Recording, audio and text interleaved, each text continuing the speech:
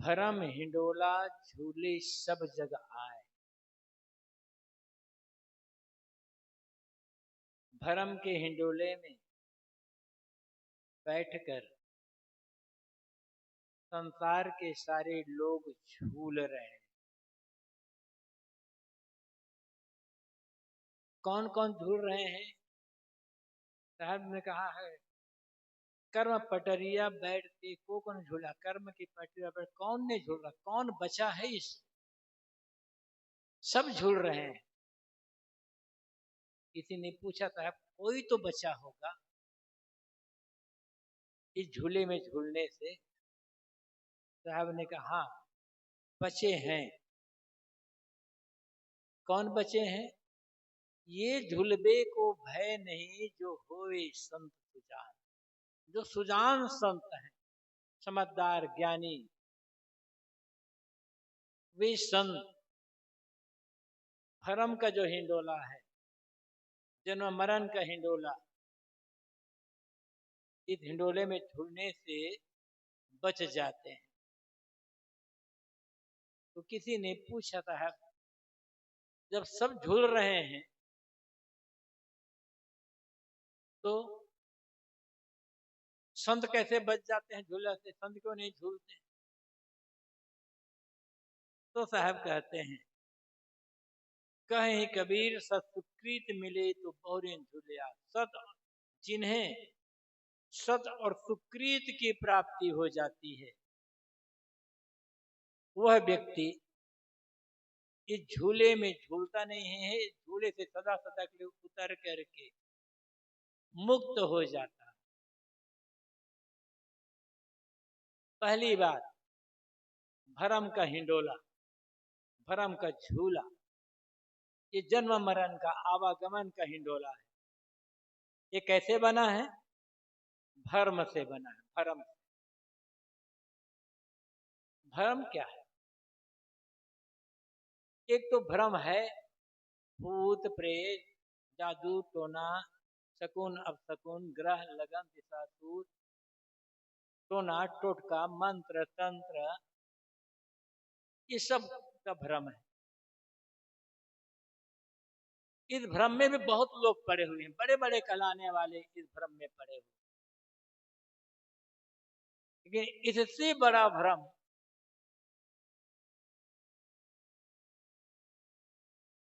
में प्राय सभी लोग पड़े हुए। सबसे बड़ा भ्रम है क्या? सबसे बड़ा भ्रम, जो भ्रम आदमी के दिल दिमाग से उतर नहीं पाता है, वह है मेरे सुख का आधार, मेरी शांति का आधार मुझसे अलग है।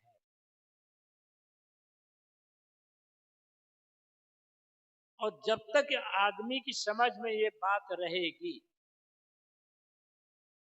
मेरा सुख बाहर है, तब तक आदमी जीवन में कभी भ्रम से मुक्त हो ही नहीं सकता है। चाहे वो गृहस्थ हो, चाहे वो विरक्त, चाहे वो अनपढ़ विद्वान, चाहे वो अनपढ़ हो, चाहे वो विद्वान। सबसे बड़ा भ्रम कि मेरा सुख मुझसे अलग है।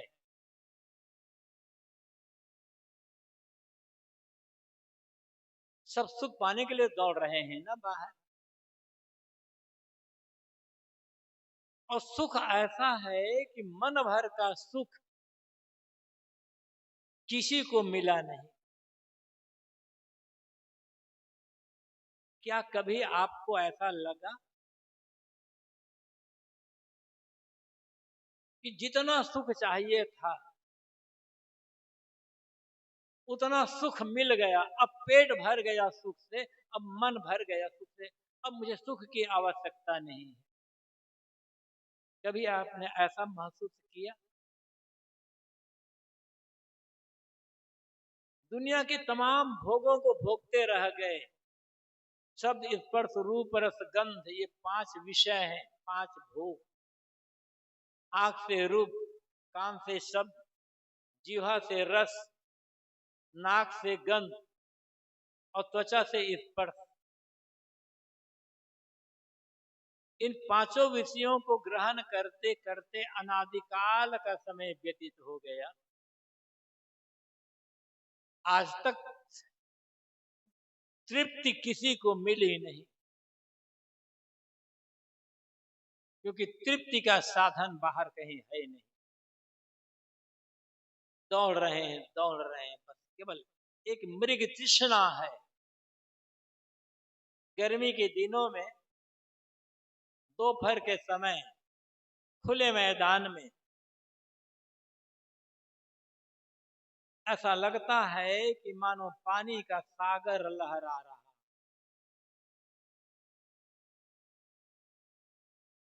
अब प्यास से व्याकुल है, देखिए सामने पानी सागर लहरा रहा है, अथाह पानी भरा हुआ है। उस पानी से प्यास बुझाने के लिए आगे बढ़ते हैं, वो सागर गायब, वो सरोवर गायब हो जाते, मिलता कहीं नहीं, केवल भ्रम है। इसीलिए कहा जाता है इसे मृग तृष्णा, प्यासा हिरण उस भ्रम के पानी से अपनी प्यास बुझाने के लिए दौड़ता है, और दौड़ते दौड़ते अंत में प्यास से व्याकुल होकर गिर पड़ता है और प्राण त्याग देता है। हमारी दशा भी ऐसी ही है। इंद्रियों के विषयों में, इंद्रियों के भोगों में सुख है, ये मानकर जिंदगी भर दौड़ते हैं। शब्द स्पर्श रूप रस गंध, ये 5 विषय तो है। धन में सुख है, पद में सुख है, प्रतिष्ठा में सुख है, मान सम्मान में सुख है, गद्दी महंती में सुख है। सब दौड़ रहे हैं बाहर, सब दौड़ रहे हैं बाहर। पूछो तृप्ति कितनी मिली? बड़े बड़े गुरुओं से पूछ करके देख लो, बड़े बड़े महंत धर्माचार्य मंडलेश्वरों से पूछ कर देख लो, महाराज आपका इतना बड़ा मठ है, इतने चेले आपके हैं, इतनी आवभगत होती है, आप कितना नाम फैला है, अब तो आपका मन शांत हो गया होगा ना? कि बेटा कहाँ मन शांत, बाहर से किसी का मन आज तक भरा है? ये व्यवहार है, ये निर्वाह के सेवा के साधन है, किंतु भ्रम भ्रम है। जैसे आपको भ्रम है कि हमारे संतान होगी, हमारे बाल बच्चे होंगे, हमें सुख मिलेगा, ऐसे साधुओं को भ्रम है हमारे चेले होंगे हमें सुख मिलेगा। कौन गुरु चेलों से तृप्त हुआ है आज तक? आपको भ्रम है कि बड़ा मकान बन जाएगा, बड़ा सुख आ जाएगा। साधुओं को भ्रम है कि बड़ा मठ बन जाएगा, तो बड़ा सुख मिल जाएगा। किस साधु को मठ से सुख मिला है?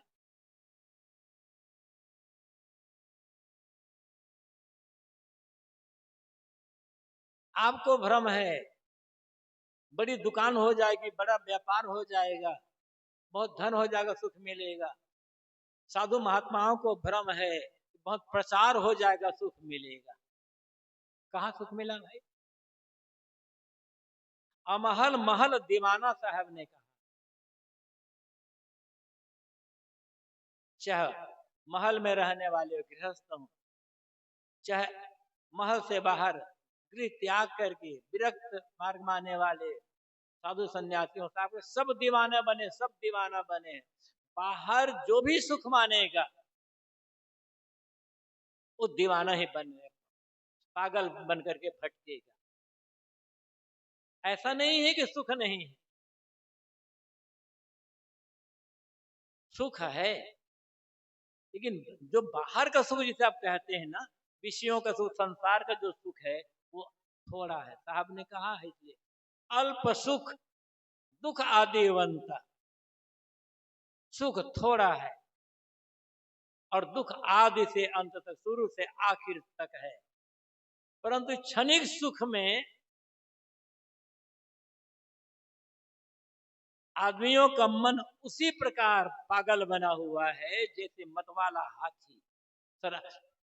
हाथी को शराब पिला दो, मतवाला होकर के भटकता, ऐसे भटक रहा है आदमियों का मन।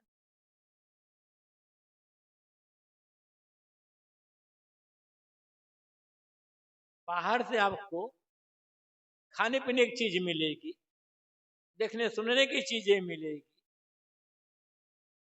रुपये पैसे मिल जाएंगे, सोना चांदी मिल जाएंगे, हीरे मोती मिल जाएंगे, पूजा मिलेगी, प्रतिष्ठा मिलेगी, गद्दी मिलेगी, महंती मिलेगी।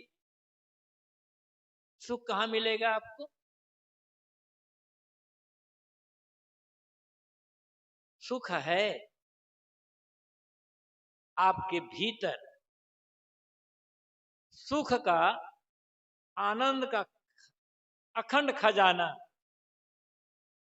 आपके भीतर, हर आदमी के भीतर है, किंतु उस खजाना से परिचित नहीं है, उसका ज्ञान ही नहीं है, इसलिए भटक रहे हैं। कुछ लोग भटक रहे हैं, संसार के भोगों में सुख है, और कुछ लोग उस संसार के भोग से उब गए तो भटक रहे हैं कि परमात्मा पाने में सुख है। ऐसा कौन परमात्मा है जो आपको मिल जाएगा और आपको सुख दे देगा? परमात्मा पाने वालों को देख लो, परमात्मा की तलाश में जो खोद रहे हैं, भटक रहे हैं, उनको देख लो कि वो कहाँ सुखी। बड़े बड़े सन्यासी, विरक्त महात्मा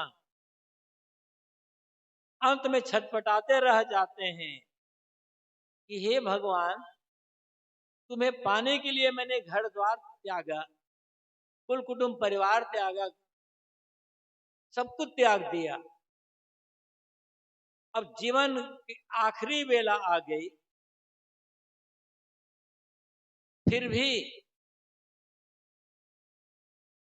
मुझ में क्या त्रुटि रह गई कि आज तक तुम्हारा दर्शन नहीं हुआ।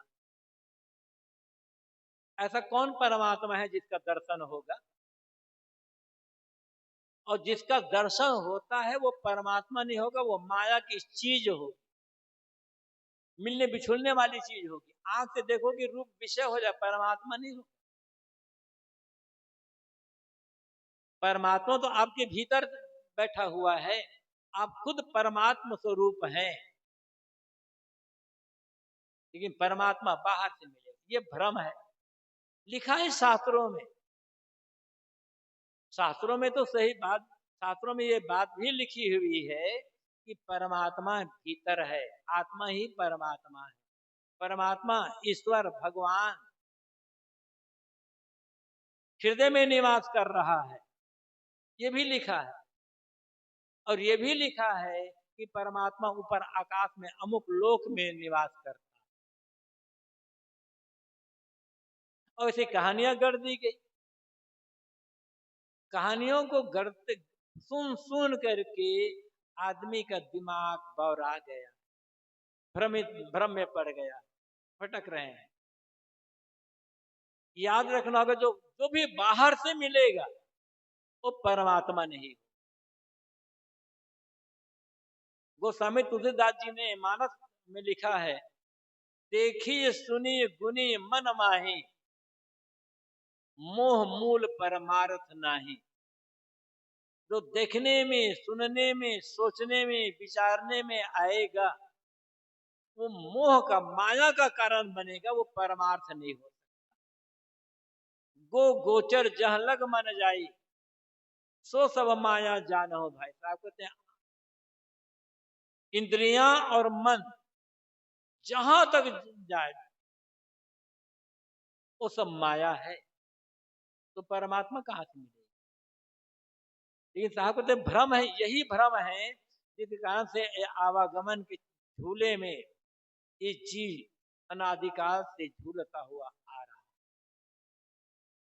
इस भ्रम का मिटना बड़ा कठिन हो जाए।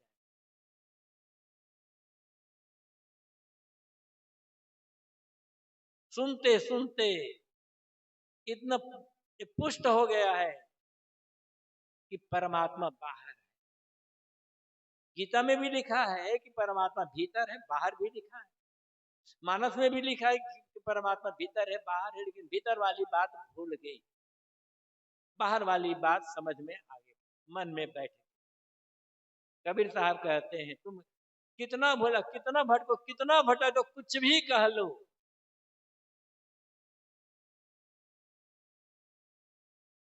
ऐसा कोई परमात्मा नहीं है जिसका दर्शन तुम्हें हो जाए।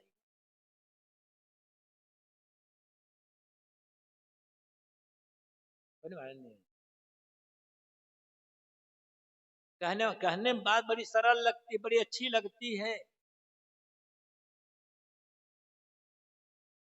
राम राम जपते रहो जब लग घट में प्राण, कबू दिन दयाल के भनक पड़ेगी कान। कितना रटक भाई, बड़े बड़े हार लगा कर 10-10 दिन 50-50 हार लगा करके 2-2 महीना तक जप किया जाता है। इतने हारन में भी भगवान के कान में भनक नहीं पड़ रही है, तो अब भनक कैसे पड़ जाएगी।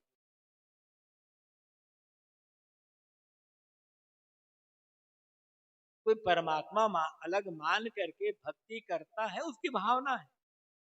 इसी बहाने वो कुछ समय अपने मन को संसार से हटाकर अध्यात्म में, परमात्मा में लगा लेता। तो एक भावनात्मक है, उससे थोड़ा सा मन प्रपंच से हटता, थोड़ी शांति आती है। लेकिन परमात्मा बाहर से मिलेगा और तुम्हें तृप्ति मिल जाएगी, धोखा है। तो जैसे बाहर संसार के भोगों से तृप्ति नहीं मिलेगी, ऐसे बाहर के परमात्मा से भी तृप्ति नहीं मिलेगी, सुख नहीं मिलेगा। दोनों का त्याग करना होगा।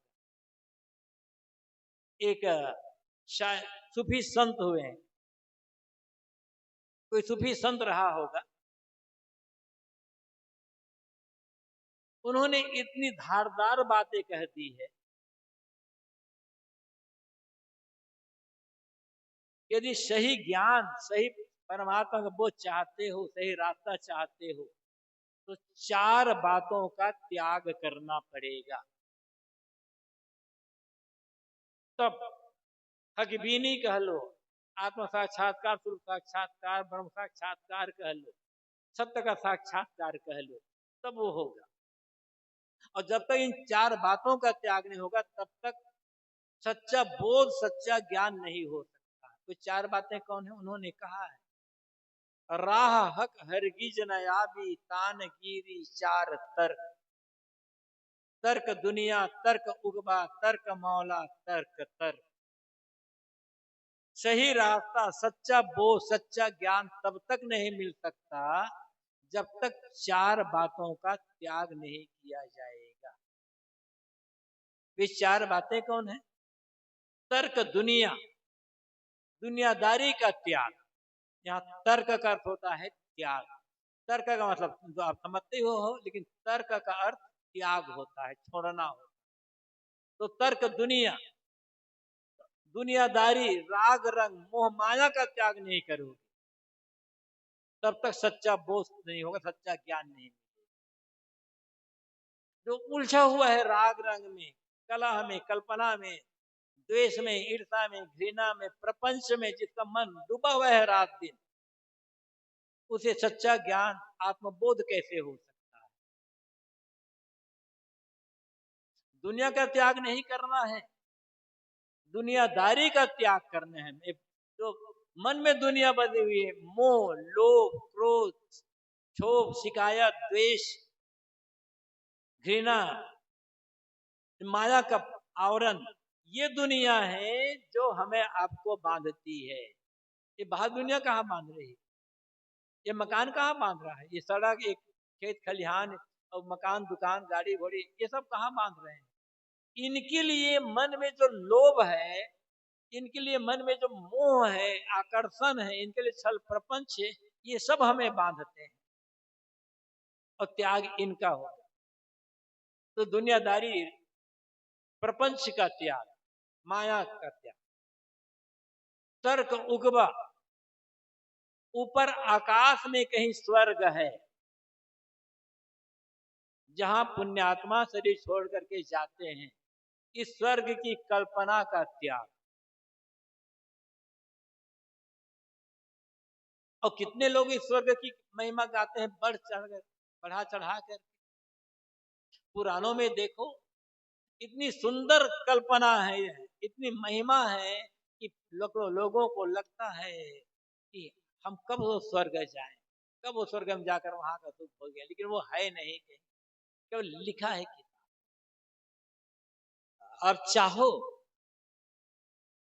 तो प्रेम से, सेवा से, सद्भावना से, दया, क्षमा, करुणा, अहिंसा के व्यवहार से, आदर सम्मान से, मीठी बानी, मीठे व्यवहार से और स्वार्थ का त्याग, विनम्रता से अपने घर परिवार को स्वर्ग बना सकते हो। मरने के बाद स्वर्ग जाने की आशा केवल धोखा है।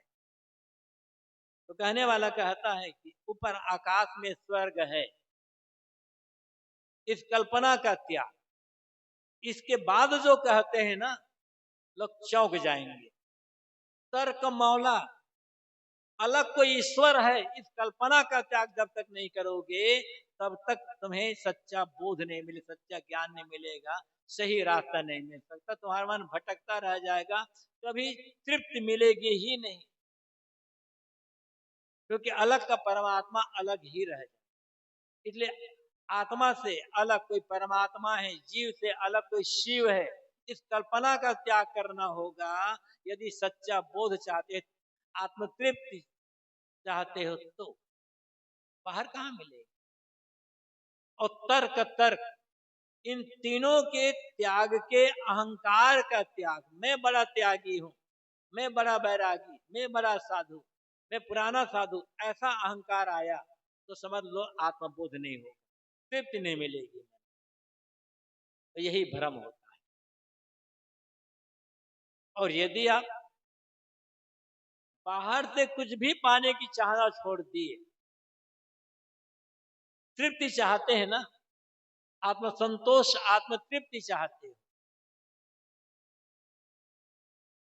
तो पाने का आशा छोड़ना पड़ेगा।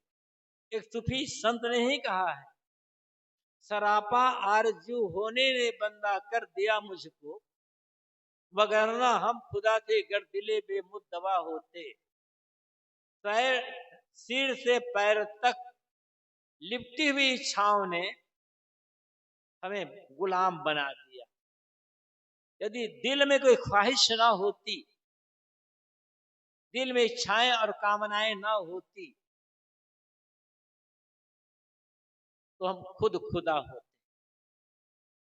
जिसके मन में कोई कामना नहीं है, काम करते हैं बस, सेवा करते हैं, साधना करते हैं, सत्संग करते हैं, व्यवहार करते हैं, निर्वाह के काम करते हैं, लेकिन अमुक अमुक चीज मिले ऐसी कोई कामना नहीं, पूरा निष्काम, वो खुदा ही है। क्योंकि हमारे मन की जो कामनाएं हैं, हमारे मन की जो इच्छा और चाहना है, यही हमारे लिए बंधन का कारण बनती है। और कोई इच्छा नहीं, कोई चाहना नहीं, कोई कामना ही नहीं है, कहां बंधन है, कहां दुख है। एक ऐसा बंधन, मानसिक गुलामी, मानसिक बंधन, बाहर बंधन नहीं है। सदगुरु कबीर ने कहा है, बिन रसरी गर सकलो बंधा तासो बंधा अलेख, दीना दर्पण हस्त में चश्म बिना के आते। बिना रस्सी के सबकी गर्दन बंधी हुई है, और अलेख है वो बंधन दिखाई नहीं पड़ता। तासों बंधा अलेख, जो बंधन देखने में नहीं आता है, बंधे हैं, बिना रस्सी के बंधे हैं, और ऐसा है कि वो देखने में नहीं आता। साहब कहते हैं, दीना दर्पण हस्त में चश्म बिना के आते। जिस व्यक्ति की आंखें ही नहीं है, उस व्यक्ति को दर्पण दे दो तो बेचारा देखेगा। दर्पण तो उस व्यक्ति के लिए है जिसकी आंखें हैं, लेकिन जिसके पास आंख ही नहीं है उसके दर्पण बेकार। ऐसे यदि हमारे पास विवेक ही नहीं है, समझ शक्ति ही नहीं है, तो फिर हम बंधन को समझ कहां पाए। तो एक मानसिक बंधन है, मानसिक गुलामी। मानसिक गुलामी दो प्रकार से होती है। एक तो आसक्ति, आदत, किसकी कौन सी आदत है, किसकी आसक्ति किस बात के लिए है, दिखाई थोड़े पड़ती। ना आदत दिखाई पड़ती है, ना आसक्ति दिखाई पड़ती है, ना कामना दिखाई पड़ती है। ये जो हमारी आसक्ति है, जहां जहां हमारा मन डूबा हुआ है, मोह कहां दिखाई पड़ रहा है आपको? लोभ कहां दिखाई पड़ता है? लेकिन हम इन्हीं में बंधे हैं ना। ये हमारी मानसिक गुलामी, बाहर से तो तंत्र है लेकिन मन से बंधे हैं। कुछ लोग कहते हैं अमुक के बिना जीना बेकार, वो मानसिक गुलामी। क्यों भाई? जिसके कह रहे हो अमुक के बिना जीना बेकार, उसके बिना करोड़ों करोड़ लोग जी रहे हैं, आप क्यों नहीं जी सकते? जब हम कहते हैं ना कि अमुक जीना बेकार, ये हमारी गुलामी है, यही आसक्ति है, और ये आसक्ति ही बांधती है। और ये आसक्ति, ये गुलामी बंद हो जाती है, बनाने में कोई समय नहीं लगता, काटने में पूरी जिंदगी कम पड़ जाती है। इसलिए काम करें, सेवा करें, जिम्मेदारी का पालन करें, निर्वाह के लिए जो आवश्यक चीजें हैं, खाना पीना, वो सब भी करें, किंतु ध्यान ये रखें कि कहीं भी किसी भी चीज में मन बंधने ना पाए। बस सबसे अपने मन को ऊपर उठा करके रखिए,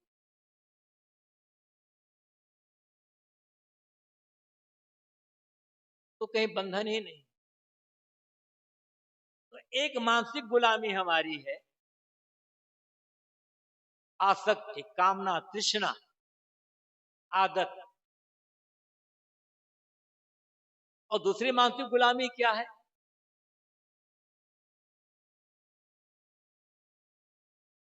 वो भी भ्रम से ही, और बिरले बिरले बचते हैं इससे। जानते होंगे आप, लेकिन छोड़ना बड़ा मुश्किल है, हिम्मत चाहिए इसके छोड़ने की। जैसे मन की आसक्ति है, गलत आदत है, इसको छोड़ने के लिए बड़ी हिम्मत चाहिए, बड़ा दृढ़ संकल्प चाहिए, तब ये आसक्ति छूटेगी, निरंतर जागृति। दूसरी जो आसक्ति, मानसिक गुलामी है, उसके लिए भी बड़ी हिम्मत चाहिए। परंपरा का मोह, लोग क्या कहेंगे, ये डर जब तक छूटेगा नहीं तब तक। वो मानसिक गुलामी क्या है? आप, आपके घर में एक बच्चा पैदा होता है, आप अपने बच्चे का नाम रख नहीं पाते हो, जाते कहां पूछने के लिए? देखे तो किस ग्रह में, किस लगन में, किस मुहूर्त में कौन बच्चा पैदा हुआ है, कहाँ जाते हो नाम लिखाने के लिए, नाम पूछने के लिए? बच्चा बड़ा हुआ, अन्नप्राशन करना है, उन्हें पूछने जाते हो, देखिए तो कि शुभ मुहूर्त कौन है। अपने बच्चे को आप अन्नप्राशन नहीं करवा रहे, इतनी हिम्मत नहीं है आपको कि जब चाहे तब करवा ले। बच्चा और बड़ा हुआ, शादी योग्य हुआ, आप शादी नहीं तय कर सकते, कहां जाते हो पूछने के लिए? इतनी हिम्मत नहीं है कि आप खुद तय करो कि मुझे अपने बेटा बेटी की शादी किस दिन तय किस दिन करना है। लगन पूछने जाते हो, किनके पास जाते हो? बड़ी मेहनत करके, अपना पेट काट करके बच्चों की इच्छाओं को मार मार करके आप धन इकट्ठा करते हो, अपनी इच्छाओं को मार धन इकट्ठे करते हो। कहीं जा करके तब एक छोटा सा प्लाट खरीदते हो या अपने खेत में ले जाते हो, मकान बनाना है, शिलान्यास करना है, आप शिलान्यास नहीं कर सकते, फिर लगन पूछने के लिए जाओगे, मुहूर्त है या नहीं है, कहाँ जाते हो? किसी प्रकार से बड़ी मेहनत करके अपने मकान बना, गृह प्रवेश करना, फिर लगन पूछने जाते हो। ये मानसिक गुलामी समझ में आती है कि नहीं समझ में आती है? न तो आप अपने बच्चे का नाम रख पाते हो, न बच्चे का अन्नप्राशन कर पाते हो, न बच्चे को तो जब चाहो तब स्कूल भेज सकते हो, न जब जब चाहो तब बच्चे की शादी विवाह कर सकते हो, न जब चाहो तब गृह प्रवेश कर सकते हो, जब चाहो तो घर बना सकते हो। हर बात में पूछने जाते हो कि ये गुलामी समझ में आई है आज तक? है हिम्मत तोड़ने के लिए ले लिया इस गुलामी को? कितने भ्रम में जी रहे हो, कितने गुलाम बन करके जी रहे हो आप। भले पढ़े लिखे हो, बड़े इंजीनियर हो, डॉक्टर हो, वकील हो, जज हो, नेता हो, ये हो वो हो, लेकिन ये भीतर की गुलामी समझ में आई है आज तक कभी आप? कबीर साहब के भगत लोग भी मतलब हम तो पारखी साहब 5 पीढ़ी से हम करपंथी हैं, लेकिन गुलाम बने हुए। कब टूटेगी ये गुलामी? तो समझ सकते हो कहा कितने भ्रम में पड़ रहे हो। यही भ्रम है आप, ये गुलामी। हिम्मत चाहिए, और कोई ना कोई तो हिम्मत करना पड़ेगा ना।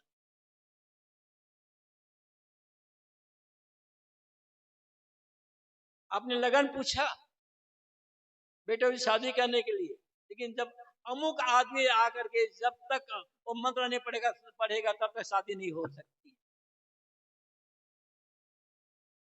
ये गुलामी कब छूटेगी?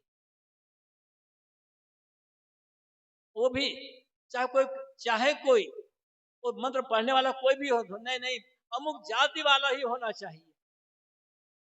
चाहे वो शराबी हो, चाहे वो जुआरी हो, चाहे वो व्यभिचारी हो, अमुक जाति वाला होना चाहिए। मैं किसी जातिवाद से मुझे घृणा नहीं, मैं तो आदमी को केवल आदमी मानता हूं, लेकिन बाद में कर रहा हूं आपकी मानसिक गुलामी के लिए। इसलिए साहब को कहना पड़ा कि भरम हिंडोला झूले सब जगह। ये भरम हिंडोला में पढ़ करके सब लोग झूल रहे हैं, सब लोग झूल रहे हैं। इससे बचना है आप।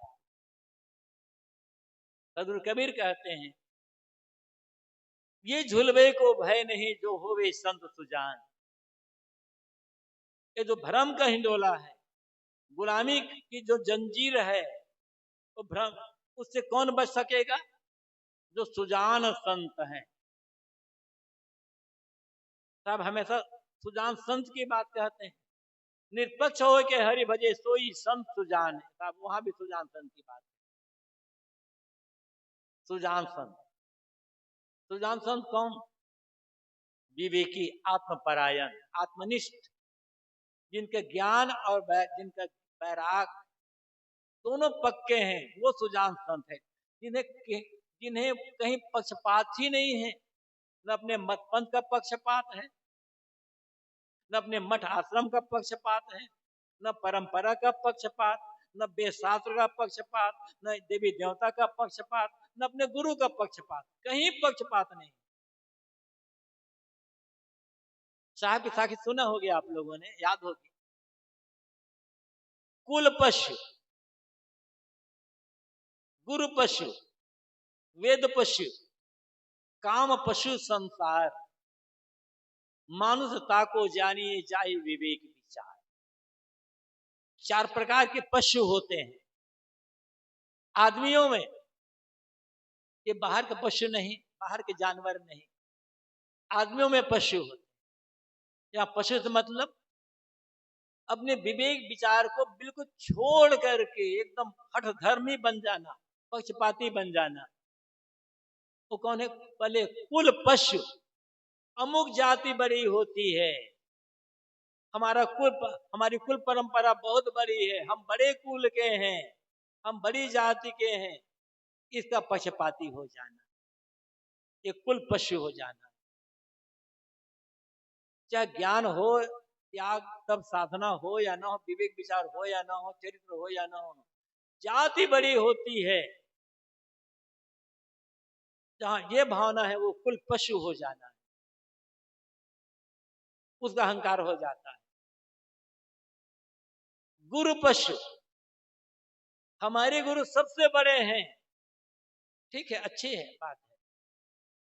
अपने गुरु को बड़ा मानने पर ही उनके प्रति श्रद्धा होगी, निष्ठा होगी, तब हम उनकी सेवा भक्ति कर सकेंगे, उनके बताए रास्ते पर चल सकेंगे। इसलिए अपने गुरु को तो बड़ा मानना ही चाहिए। लेकिन यहां जो कहा गया है, हमारे गुरु ने जितना बताया उतना ही सच, हमारे गुरु के अलावा दूसरा को सही ज्ञान हो नहीं सकता। हमारे गुरु ईश्वर का अवतार है, अमुक का अवतार है, हमारे गुरु से मंत्र लेने पर ही कल्याण होगा, हमारे गुरु के पास ही सच्चा ज्ञान है। ये जो भावना है ना, ये गुरु पशु हो जाना। कुछ भी विवेक विचार ना करना, बस पकड़ लेना, पकड़ लेना, पकड़ लेना, बात। और देखो कैसे कैसे हो रहा है, दूसरे गुरु की बात सुनना ही नहीं है।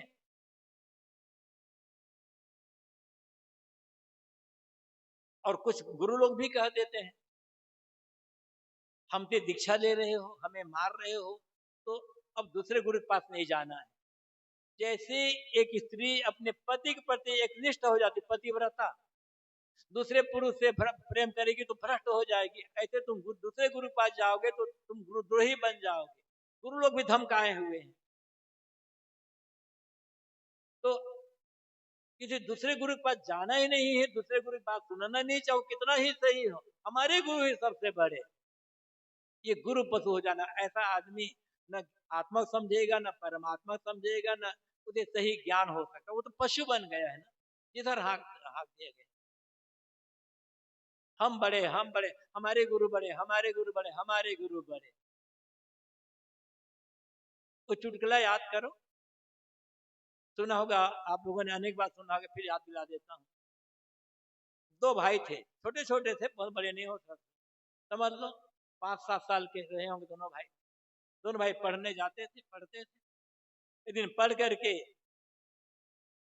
शाम को घर आए और थोड़ा खा पी करके फिर अपना होमवर्क करने बैठे, तो बड़े भाई ने कहा, आज हमारे गुरु ने बताया है, हमारे टीचर ने हमको बताया कि 2 और 2 4 होते हैं। छोटे भाई ने कहा, भैया आपके गुरु ने गलत बताया है, हमारे गुरु ने बताया है 3 और 1 4 होते हैं।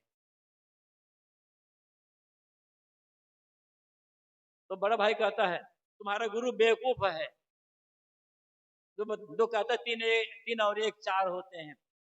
हमारे गुरु, हमारे जो गुरु टीचर है वो पुराने टीचर हैं, उन्होंने हमें बताया 2 और 2 4 होते हैं। छोटा भाई कहता है, भैया तुम बेवकूफ और तुम्हारे गुरु बेवकूफ, मेरे गुरु तो बड़े पढ़े लिखे हैं, वो बताया 3 और 1 4, 3 और 1 मिलकर 4 होते हैं। दोनों लड़ गए। एक भाई कह रहा है 2 और 2 4 होते हैं, और एक भाई कह रहा है 3 और 1 4 होते हैं, और दोनों दोनों को बेवकूफ कह रहे हैं।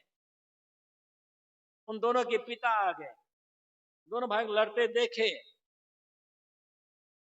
और पूछा, बेटा तुम लोग क्यों लड़ रहे हो?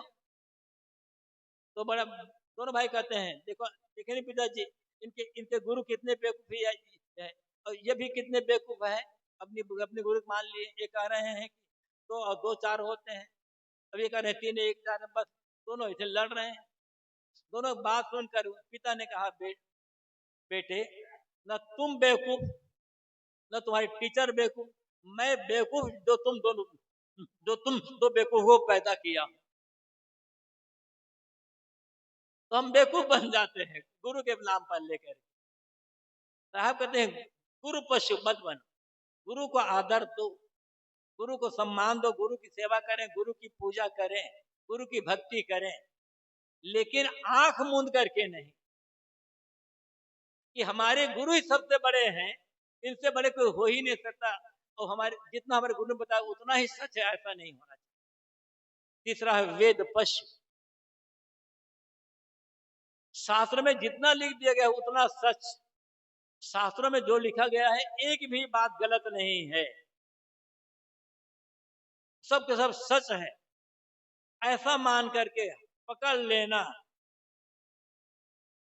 ये वेद पशु। यहाँ वेद से मतलब ऋग यजुर साम अथर्व, ये 4 वेद नहीं है, कोई भी शास्त्र हो, चाहे वेद हो, कुरान हो, बाइबिल हो, जिंदा वेस्ता हो, गुरबानी हो, कहीं भी हो, सारा सच इसमें ही लिखा है। ऐसा पक्षपाती बन जाना ये वेद पशु हो जाना। और काम पशु, काम वासना का शिकार हो जाना, जीवन पर्यंत हर समय मन में काम वासना भोगों का अत्यंत आसक्त। ऐसा आदमी भी साहब कहते हैं ये सत्य को नहीं समझते। मानुषता को जानिए जाहि विवेक विचार। मनुष्य वह है जिन चारों पक्षपातों का त्याग करके विवेक और विचार पूर्वक, तो जिसके जीवन में विवेक और विचार है, हर बात में जो विवेक विचार करके किसी बात को स्वीकार करता है या कोई काम करता है, जिसके मन में लोभ नहीं, मोह नहीं, क्षोभ नहीं, शिकायत नहीं, बैर नहीं, विरोध नहीं, जिसका ज्ञान सही है, जिसका आचरण से, जिसका त्याग से, जिसका वैराग से, वो सुजान संत है। कपड़ा चाहे हमारा हो चाहे कपड़ा आपका हो, ऐसा जो सुजान संत है, विवेकी, आत्मपरायण, सत्यान्वेषी संत, वो इस झूले भ्रम के झूले में नहीं झूलेंगे।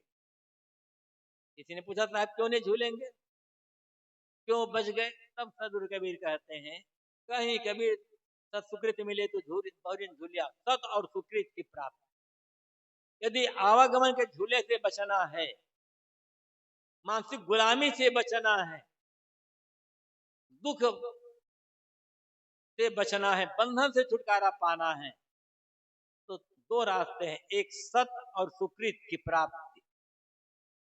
रास्ता तो एक ही है, सत और सुकृत। सत क्या है? जो तीनों काल में एक रस रहे, जो कभी बदले ना, जिसका कभी विनाश ना हो, वो सत है। और ऐसा सत 2 है, एक जड़ और एक चेतन। जो जड़ तत्व है वो भी सत है, लेकिन वो परिवर्तनशील है, विकारी है। दूसरा सत क्या है? ये आत्मा, चेतन जीव। अर्थ है जड़ और चेतन दोनों का सम्यक ज्ञान, और सम्यक ज्ञान हो करके जड़ से अपने को अलग कर लेना। शरीर और आत्मा जैसे है, शरीर अलग है, जीव अलग है, हम दोनों को एक मान लेते हैं, यही अविद्या है, यही अज्ञान है, यही भ्रम है।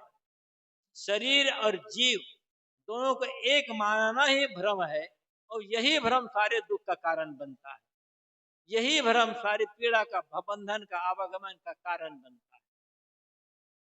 किंतु शरीर और आत्मा का भिन्न ज्ञान हो जाने पर, शरीर का भाव मिट जाए, शरीर से काम लिया जाए, शरीर की व्यवस्था की जाएगी, किंतु शरीर का मोह छोड़ करके काम, तो सत्य की प्राप्ति चाहिए, सच्चा बोध, सच्चा ज्ञान। यहाँ सत्य मतलब है आत्मबोध, निर्भ्रांत आत्मज्ञान।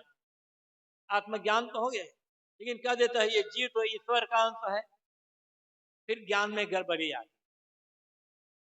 लोग कहते ना, सुनते हैं ना आप लोग, ईश्वर अंश जीव अविनाशी, चेतन अमर सह सुख राशि। जीव ईश्वर का अंश है और अविनाशी है, गलत है। पहली बात तो यह है कि जीव किसी ईश्वर का अंश नहीं है, जीव स्वतः है, याको माय न याको बापा, यह तो स्वतः आप ही आपा। जीव न किसी से बना है, न किसी में मिलेगा, और किसी से यह टूट कर अलग हुआ नहीं है। और यदि जीव ईश्वर का अंश है तो अविनाशी नहीं होगा। कोई के अंश अविनाशी नहीं हो सकता, और अविनाशी है तो अंत नहीं होगा। चेतन अमल अमल मतलब क्या होता है? निर्विकार। और बिना विकार के अंश नहीं हो सकता है। अंश तभी होगा जब विकार उत्पन्न होगा। तो ईश्वर भी विकारी होगा, जीव भी विकारी होगा, और दोनों का नाश हो जाएगा।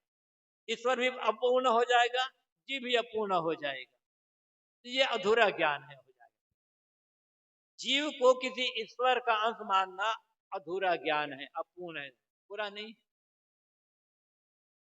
जी स्वतः है, अकेला है, अपने आप है, अंत अंतिभाव से रहित है, ऐसा ऐसा आत्मबोध हो जाना, ये सत्य की प्राप्ति।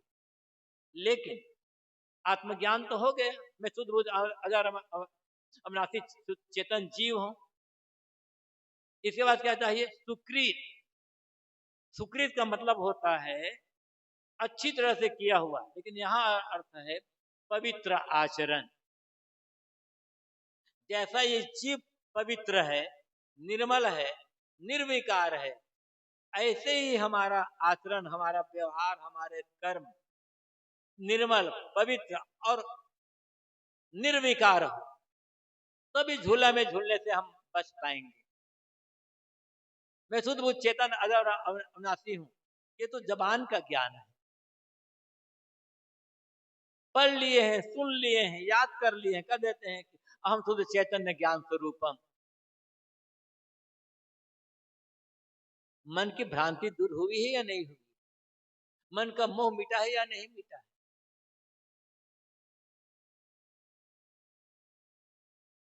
मन से संसारिक भावनाएं दूर हुई है या नहीं हुई?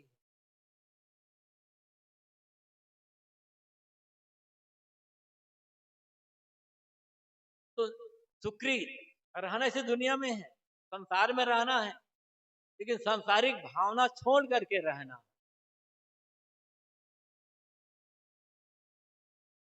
संसार में मैंने कहा था कि संसार नहीं बांधता, संसार प्रति लोभ मोह हमें बांधते हैं, आकर्षण सुख पाने की भावना बांधते। तो सुकृत का मतलब है पवित्र आचरण, शुभ कर्म। जो करें शुभ ही करें, जिसमें अपने संस्कार शुद्ध होते रहें और दूसरों की सेवा होती रहे। तो इसलिए पवित्र आचरण। बिना आचरण के ऊंचा सा ऊंचा ज्ञान भी हवा बन करके उड़ जाएगा। ज्ञान की कमी नहीं है हमारे पास। हर आदमी ज्ञानी, हर आदमी ज्ञानी है, लेकिन दूसरों के लिए, अपने लिए नहीं। हमारा सारा ज्ञान दूसरों को बताने के लिए, उतारने के लिए नहीं हो जाता। इसलिए हम भटक रहे हैं आज तक। हम दूसरों को बता पाए या ना बता पाए, जो ज्ञान हम जान रहे हैं वो ज्ञान हमारे जीवन में उतरना चाहिए, तब सुकृत होगी। सदगुरु कबीर जो बात कहते हैं बहुत तौल विचार करके कहते हैं। ये एक पंक्ति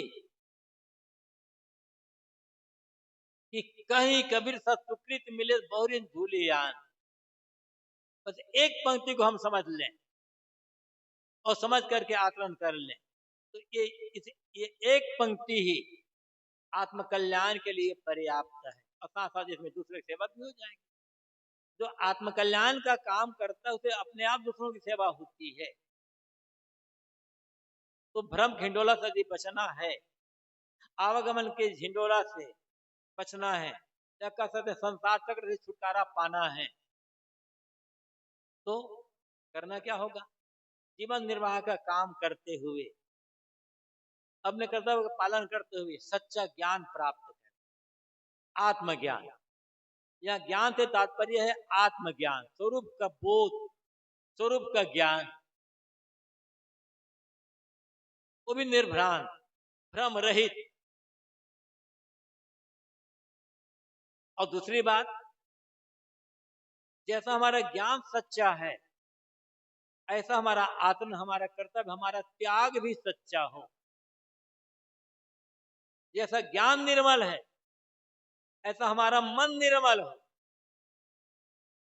जैसा ज्ञान निर्विकार है, ऐसे हमारे कर्म निर्विकार हो।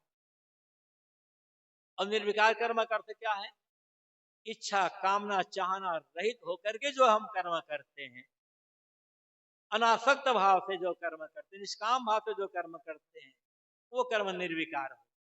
और ऐसा जो कर्म होगा बंधन कारण नहीं बनेगा। साधु कबीर ने जो कहा है, कर्म करे और रहे अकर्मी, ऐसी युक्ति बता दी।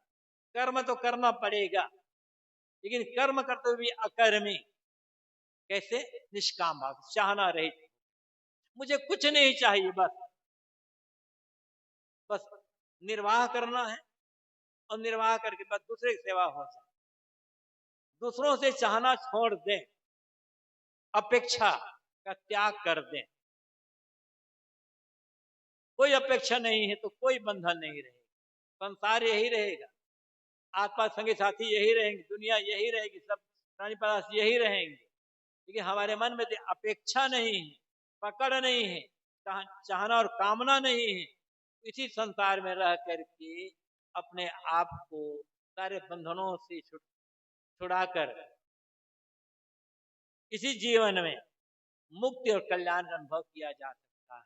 सदगुरु कबीर की 3 पंक्तियां, भरम हिंडोला झूले सब जगह आए,